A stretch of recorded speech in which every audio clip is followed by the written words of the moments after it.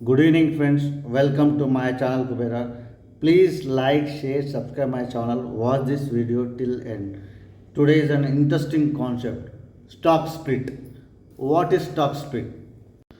Stock split అంటే company షేర్స్ని divide చేస్తుంది. For example ఇప్పుడు 10,000 ఉన్న స్టాక్ ఏదైతే ఉంటుందో, ఒక స్టాక్ ప్రైస్ 10,000 ఉందనుకో, దాని వాల్యూ వచ్చేసి ₹1,000 తగ్గించడానికి 1:10 షేర్స్ ఇస్తుంది. సో అట్లా స్టాక్ స్ప్లిట్ అవుతుంది. ఎందుకు స్టాక్ స్ప్లిట్ చేస్తారంటే నెంబర్ ఆఫ్ ఇన్వెస్టర్స్ని ఇంక్రీజ్ చేయడానికి. ఎగ్జాంపుల్ ఇక్కడ చూడండి, 100 షేర్స్ వచ్చేసి ఒక్కటి $700. ఇప్పుడు దాన్ని స్ప్లిట్ చేస్తే 5:1 చేసినప్పుడు ఒక్క షేర్ వాల్యూ వచ్చేసి $140 వస్తుంది. రీసెంట్గా కెనరా బ్యాంకు ఒక నోటీస్ ఇష్యూ చేసింది క్లియర్గా. ఏమనంటే ఒక్క షేర్ వాల్యూకి 5 షేర్స్ ఇష్యూ చేసేటట్టు, ఫేస్ వాల్యూ ₹10 ఉండే దానికి ₹2 ఫేస్ వాల్యూ చేయాలని ఇష్యూ చేసింది. సో అది ఎగ్జాక్ట్ డేట్ వచ్చేసి May 15కి ఈ స్టాక్ స్ప్లిట్ అనేది అవుతుంది కెనరా బ్యాంక్ నుంచి. ఒక్కసారి కెనరా బ్యాంక్ చార్ట్ చూద్దాం. ఇప్పుడు కెనరా బ్యాంక్ చార్ట్ చూడండి. సో ఇది కూడా దాదాపుగా మనకి జనవరి నుంచి ఇంక్రీజ్ అవ్వకుంటూ వచ్చింది. ఇప్పుడు 617 కాడ ఉంది. స్టాక్ స్ప్లిట్ వరకు ఇది మ్యాక్సిమం 700 వరకు వెళ్తుంది. 700కి వచ్చిన తర్వాత స్టాక్ స్ప్లిట్ అవుతుంది. సో నా గెస్ ఇది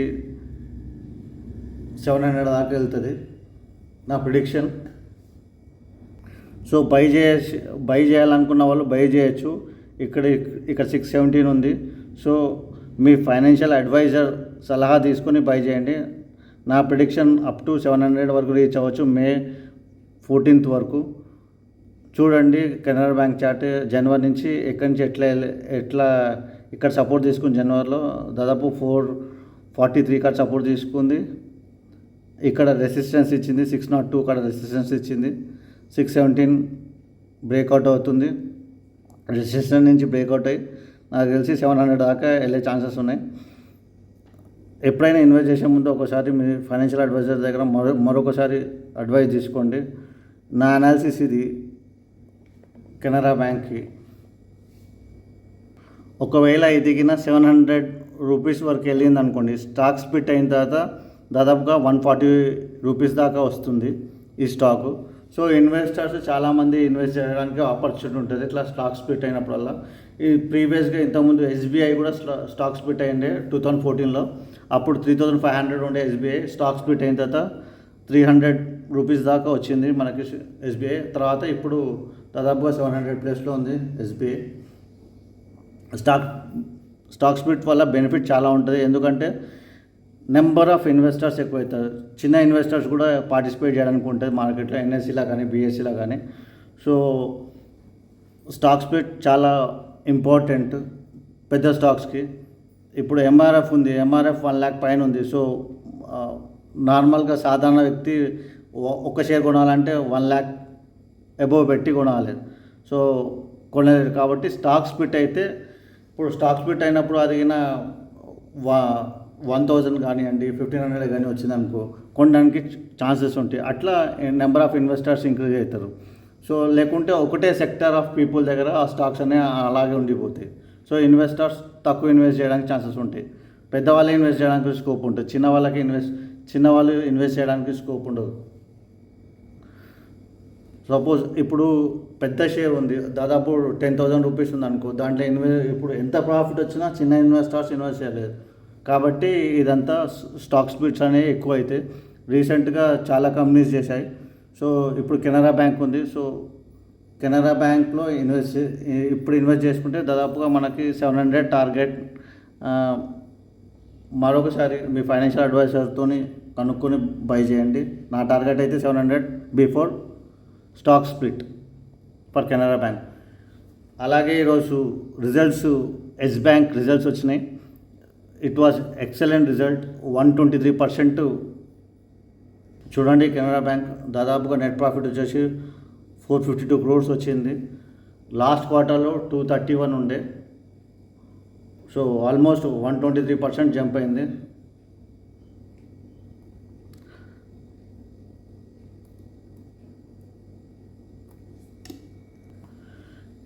ఇది లాస్ట్ క్వార్టర్ ప్రాఫిట్ అండి, 231.46.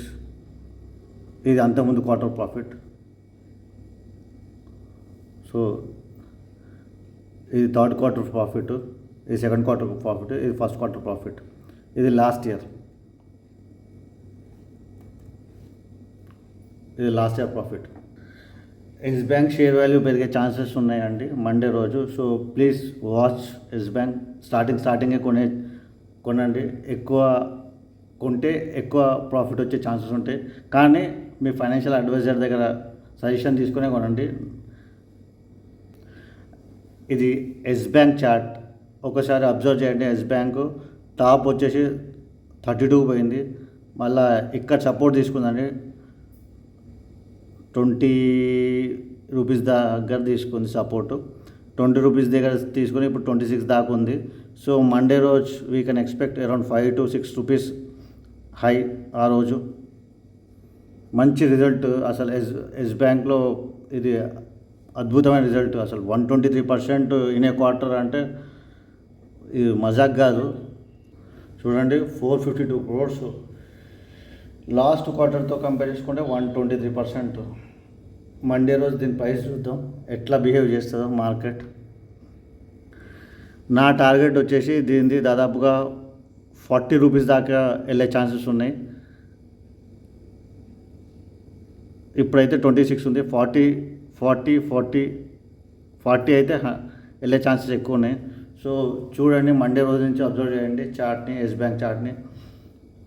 మీకు కూడా ఒక ఐడియా వస్తుంది. అనాలిసిస్ చేయండి, అసలు చార్ట్ ఎట్లుంటుంది, ఏ విధంగా అనాలిసిస్ చేయాలి, మీకు సపోర్టు రెసిస్టెన్స్ అనేది అర్థమవుతుందో లేదో ఒకసారి చూసుకోండి. ఏమన్నా డౌట్స్ ఉంటే కామెంట్ చేయండి ఈ చార్ట్స్ గురించి. ఇక్కడ సపోర్ట్ తీసుకుంది మనకి 20 రూపీస్ దగ్గర సపోర్ట్ తీసుకుంది. ఎప్పుడు మార్చ్ 15న సపోర్ట్ తీసుకుంది. చూడండి, మెల్లగా ఇంక్రీజ్ అవ్వకుండా వస్తుంది. సో మండే రోజు నేను ఎక్స్పెక్ట్ చేసిన ఇది కనీసం 2 to 5 రూపీస్ అన్న ఇంక్రీజ్ అయ్యే ఛాన్సెస్ ఉన్నాయి. సో ఇన్వెస్ట్ చేసే ముందు ఒక్కసారి మీ ఫైనాన్షియల్ అడ్వైజర్ దగ్గర సజెషన్ తీసుకోండి దీని గురించి. ఇది నిఫ్టీ గ్రాఫ్.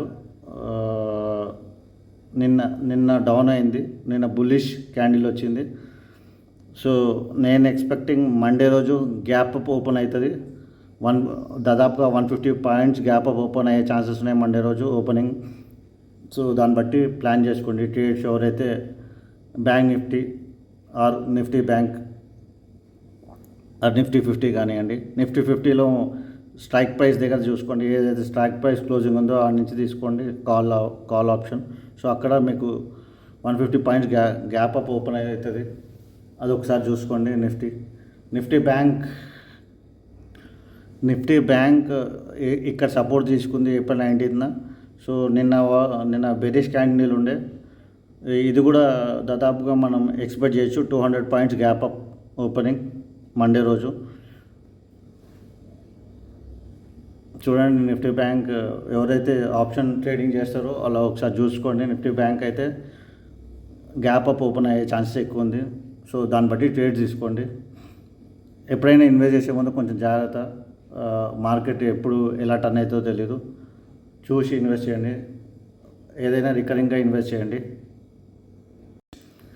నిఫ్టీ బ్యాంక్ ఇక్కడ సపోర్ట్ తీసుకుంది, ఇక్కడ రెసిస్టెన్స్ ఉంది.